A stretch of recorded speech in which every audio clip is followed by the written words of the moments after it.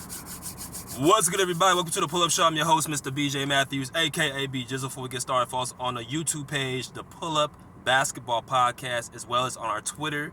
You know what I'm saying? At the Pull-Up Shows on Twitter, Instagram, underscore the Pull-Up underscore, and all of our social media networks. We're going to be very, very active in all different types of platforms as the year goes on, as the year is starting.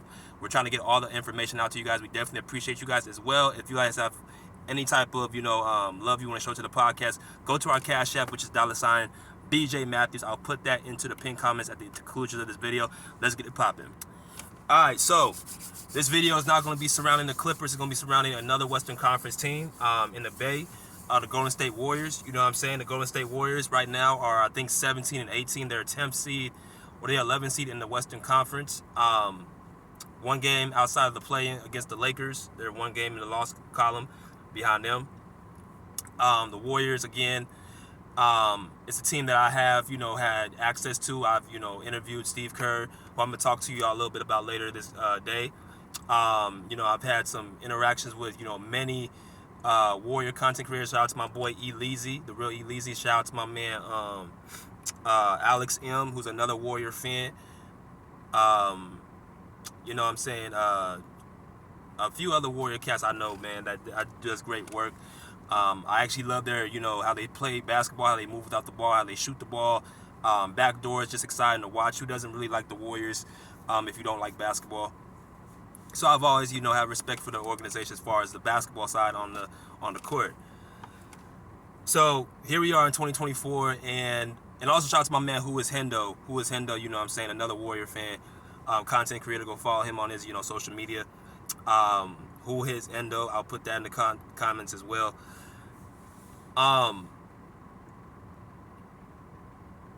Last night the Warriors lost to the Denver Nuggets 130-127 in a crazy game. I actually went and watched the game this morning, and I watched it again just before I got on this live. And we doing a live LA Clipper talk last night. I'm keeping check of all the scores and stuff like that through my NBA app. And I see the Warriors are up by, I think, 17, 18 points in the fourth quarter with about, I think, 9 minutes left in the game. And I said, okay, the Warriors are going to beat the Nuggets because I'm looking at the Warriors.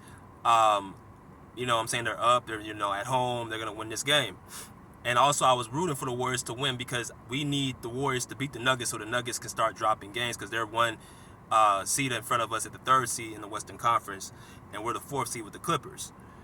So I was hoping the Warriors would close that game out last night. But, of course, the Nuggets came and actually came back in the game. And Nikola Jokic hit a dagger in the fourth quarter, 130-127, damn near half-court three in front of Kevon Looney's face off the backboard, which was I still couldn't believe he hit that shot.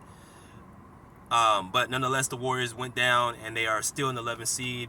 They missed the opportunity to pass the Lakers, who has a chance to, widen the gap between them and the Warriors if they beat the Grizzlies tonight. And I think the Warriors play the Pistons as well, but they pretty much missed their opportunity last night to take in front of the Lakers.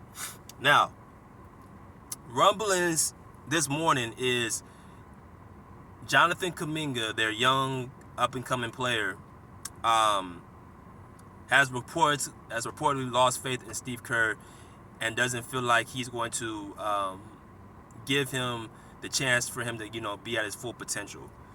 Basically stunting his growth, not allowing him to play in the closing minutes, not putting his full trust in Jonathan Kuminga, right?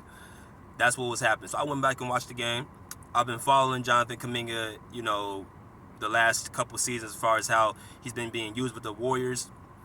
And I guess it came to a halt after last night. So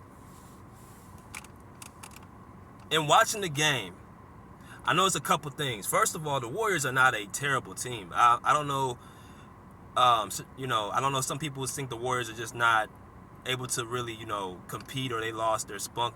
This Warrior team is not a bad team. They're actually a very good team. They have the starting five. You guys already know. They got the best point guard in the league, arguably, in Steph Curry. You still got Klay Thompson, who's not what he used to be, but Klay Thompson has surely been quietly making an impact. He did it last night. I think he had 24 points, and he had a lot of key points in the third quarter, which widened the lead against the Nuggets, right? Um, he doesn't have the same lateral quickness on defense, but he still goes out there and gives effort. The really thing he only lost really was just, some of his athleticism because of the lower extremity knee injuries and Achilles, which is understandable. As far as his jump shot, as far as him coming off the screens, as far as him scoring, he can still do those things and give you like 24, 25 points like that. But I think it's more of a mental thing with Clay. But it's like he's starting to get comfortable yet again. They got him. Draymond, of course, is still out right now. But, of course, that's the person that, makes everything go as far as, the screen setting, the passing, the playmaking, the defense, the toughness. They still have him in the starting lineup. And then you got Wiggins and Kuminga, who are at that small forward position. And then you got Kevon Looney at the center. Look, that's not a bad starting five. That's actually a very, very good starting five. You know what I'm saying? And the bench, for me, is what really impresses me about the Warriors is their bench. With Chris Paul,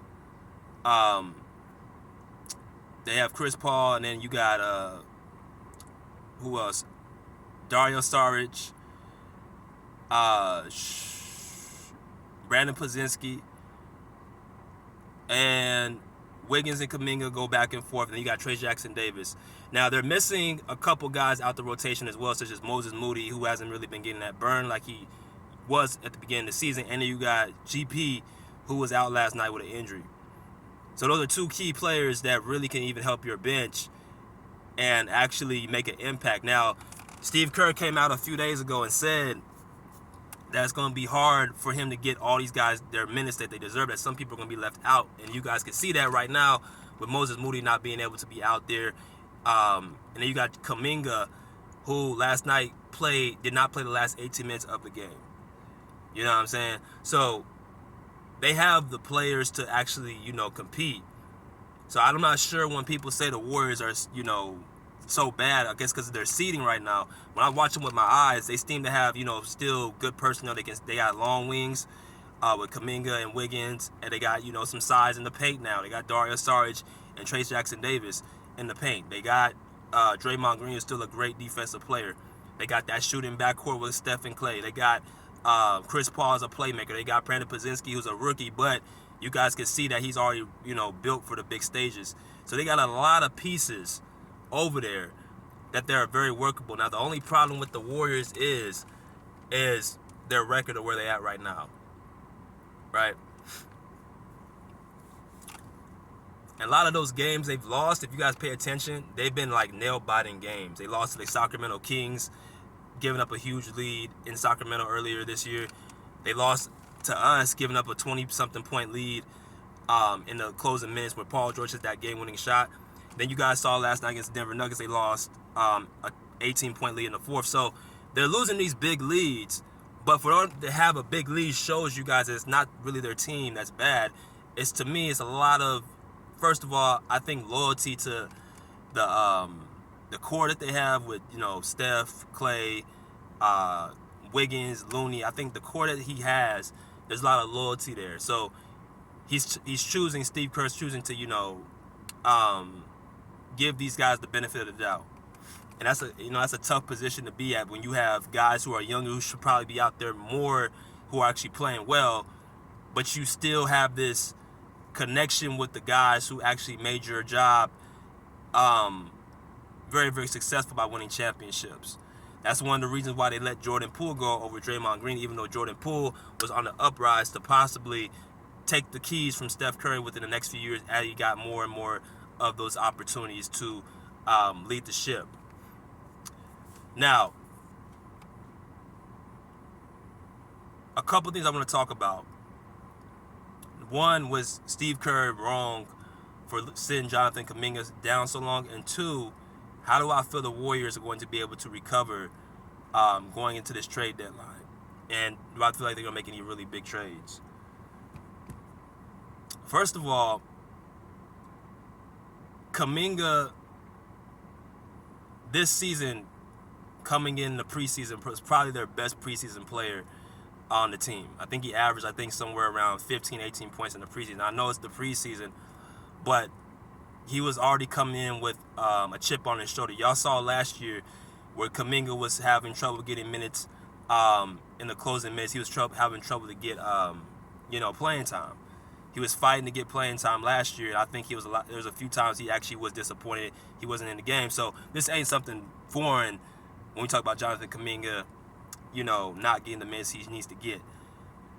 Steve Kerr has, said, multiple times that he has talked to Jonathan Kuminga every single day, explained the situation. Certain times where he chooses to, not put him in the game, and so he has that constant relationship. At least that's what he says, which I definitely believe Steve Kerr, because like I said, Steve Kerr, I know him offside the realm, so I know what his character is like. But I'm gonna say this about this particular situation: Steve Kerr gotta let Jonathan Kuminga play, and I'm talking about, I think it's time for him to be either starting the game or closing the game, because I see I'm a big guy who's built on ceiling and potential. If I see a guy who has the measurements, who has the work ethic, who has the dog, who has the skills building on his game, who really just needs an opportunity and he needs the right coaching, then I'm going to roll with that guy, because especially when he's only 21 years old, to actually get the opportunity to be in those type of moments. That's the only way he's going to be ready. Like, the only thing that I think Steve Kerr is holding back is he's not so sure about Jonathan Kuminga's IQ. That was the whole niche last year. That's why I think it is. But the only way you're going to really get the IQ in the game is if you actually in the game in those situations. And it might cost you a couple of games, here or there. But guess what? In the long run, it's going to pay off, because eventually he's going to understand what to do and what not to do towards the end of the game. So, speaking of last night, I'm watching Jonathan Kuminga play. I think he had 15 points and he didn't play the last 18 minutes of the game. Kuminga was compared to Kawhi Leonard according to Steve Kerr. He saw a lot of Kawhi Leonard in him. And what I would say about that is, if you talk about the early years of Kawhi Leonard in San Antonio, his first 4 years, compared to Kuminga's now for his 4 years, I think this is Kuminga's third year, if I'm not mistaken. You could say Kuminga, actually, as far as scoring the basketball, is making as big of an impact as Kawhi was his first 3 years. As crazy as that may sound, you can look at Kawhi's first 3 years compared to Kuminga's first 3 years, scoring the basketball. You could say Kuminga is en route, or a little bit better on that side as far as that than Kawhi Leonard. Because the points per game, the minutes he's getting with those points, his skill set as well. I'm watching Kuminga being able to make swifter decisions. He has a very good first step, very good elevation. He doesn't have the shot I don't think Kawhi Leonard was getting, but you could tell he's been in the gym. You could tell he was working on his skills throughout the offseason. You could tell he was doing all that. He has a lot of raw ability, but you could tell he's trying to polish. He's trying to do the things to get better. You could tell he's a workhorse inside the gym. So that and the fact, watching him last night, he was aggressive. He was, actually competing on every single play, and he was making at least an impact. If he was going to the basket, he had I think 3-and-1s. If he missed a shot, it was either going to be a foul to come with it, or it was just going to be a shot that it was a good shot, but it just missed.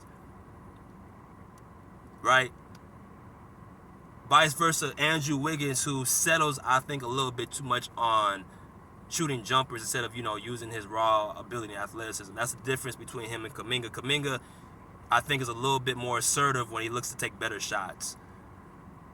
You know what I mean? So that's one instance. Kuminga and Wiggins, they're kind of like in each other's way. So it may come to a position, at least in my opinion, where they're going to have to choose between those two. And if I have a choice between Kuminga and Wiggins, I'm choosing Jonathan Kuminga because of a few reasons. Number one, he's, I think, 7 years younger than Andrew Wiggins. Number two, I think Wiggins pretty much got his championship, and I think it's time for him to, probably move on to another, chapter of his career. I think I see something in Kuminga that says all-star written all over it.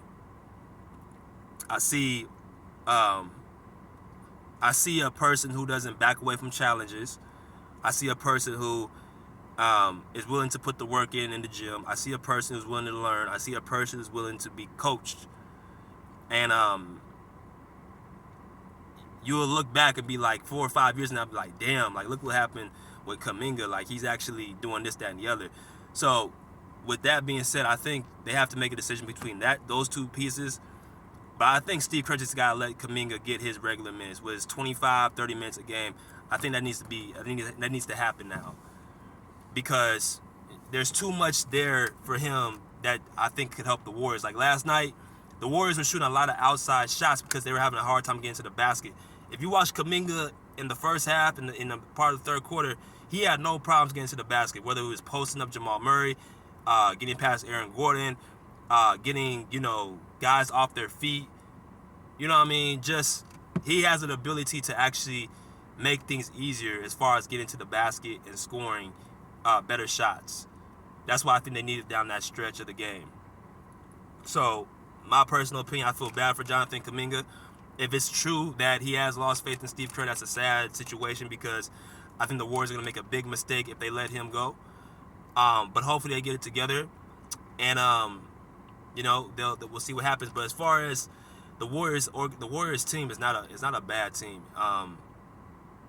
They have pretty much the pieces they need to at least compete for a title. Look at the teams they beat. They beat Boston, who was the champion, who was in Eastern Conference last year. They should have beat the Nuggets last night, and they let that win go get out slipped out their fingers. Christmas Day they played the Nuggets. They lost that game barely, and they're missing a lot of players right now. They're missing GP. Moses Moody hasn't been getting minutes. Jonathan Kuminga ain't been getting his minutes how he should be getting them. They have a lot of options, but I just think it's more so Steve Kerr putting his 2 cents more on defense instead of offense. I think it's guys like Kevon Looney that shouldn't be in certain situations of the game. That shot that Jokic hit in his face, the way that Jokic just hit the long 3 shot over Kevon Looney, I felt like if that was Kuminga in the game, or if that was somebody say like, I think Trace Jackson Davis in the game guarding him, he wouldn't have got that shot off. Like I said, Looney is good for more traditional centers who are like to be in the paint, like a Domantas Sabonis or a guy who wants to bang, but he's being undersized. He can't really jump off his feet. I think at certain times Looney shouldn't even be in the game. And but really this team has an opportunity to at least compete in the playoffs in the West. I'm not so sure how they fix this whole them losing leads late in the game, but they have the pieces, they have the youth. I just think it's time for Kerr to start trusting his younger guys and stop rolling so highly on his core guys. You know what I mean? And I've been seeing him without Draymond. Draymond is somebody that they need for the core, such as Steph and Clay. They don't need Draymond for the young guys. Draymond doesn't need to set up Jonathan Kuminga. He doesn't need to set up Brandon Pozinski. He doesn't need to set up Dario Saric. He doesn't need to set up Trace Jackson Davis. Those guys, they're good. Like I watched the second unit on Golden State. They have a very, very solid second unit, especially with Chris Paul leading them. So they're good in that aspect. They just have to, Steve Kerr has to make it a point for me personally to start giving Jonathan Kuminga his playing time.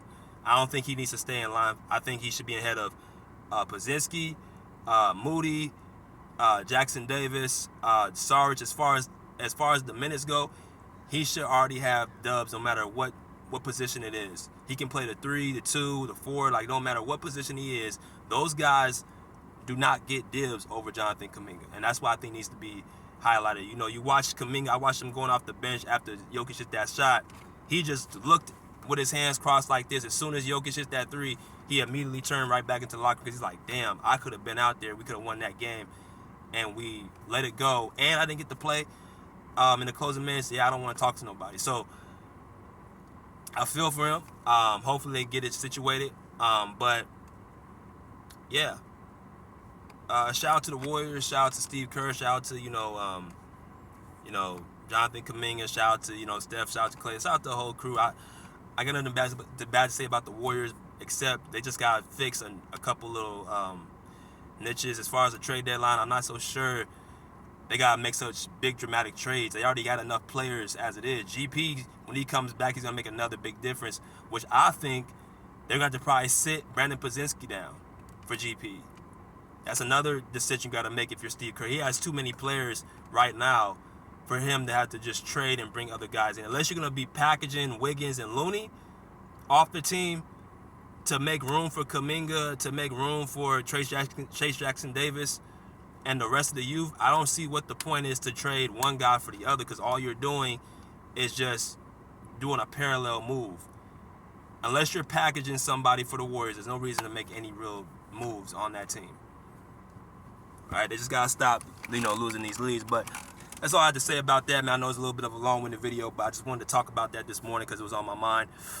And, yeah, we'll be back on tonight for LA Clipper Talk, you know what I'm saying? With that being said, pull up a seat, pull up a chair, pull it out. Peace. Out of here like swimwear.